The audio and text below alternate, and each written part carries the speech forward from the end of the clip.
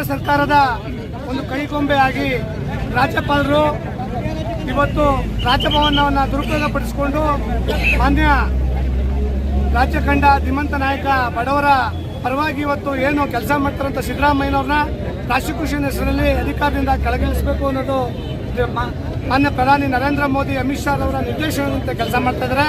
ಮಾನ್ಯ ಪ್ರಧಾನಿ ನರೇಂದ್ರ ಮೋದಿ ಅವರಿಗೆ ಈ ಮೂಲಕ ಕರ್ನಾಟಕ ರಾಜ್ಯದ ಜನ ಎಚ್ಚರಿಕೆ ಕೊಡೋದು ಏನಂದ್ರೆ, ಬಾಂಗ್ಲಾ ಮಾದರಿಯಲ್ಲಿ ತಂಗೆ ಎದ್ದು ಜನ ನರೇಂದ್ರ ಮೋದಿ ಅಮಿತ್ ಶಾವನ್ನ ದೇಶದಿಂದ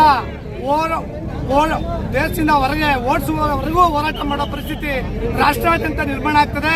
ಇದು ಸಿದ್ದರಾಮಯ್ಯನವರಲ್ಲ, ಇಡೀ ರಾಜ್ಯದಲ್ಲಿ ವಿರೋಧ ಪಕ್ಷದ ಪ್ರಾಮಾಣಿಕ ನಿಷ್ಠಾವಂತ ರಾಜಕಾರಣಿಗಳನ್ನ ಪ್ರಾಸಿಕ್ಯೂಷನ್ ಹೆಸರಿನಲ್ಲಿ ಜೈಲ್ಗಟ್ಟುವಂತ ಹುನ್ನಾರ ಮಾಡ್ತಾ ಇದ್ರಿ ಮಾನ್ಯ ನರೇಂದ್ರ ಮೋದಿ ಅಮಿತ್ ಶಾ ಅವರೇ. ಇವತ್ತು ನಿಮ್ಗೆ ಇದು ಅಂತಿಮ ಘಟ್ಟ. ಸಿದ್ದರಾಮಯ್ಯನವ್ರನ್ನ ಇವತ್ತೇನು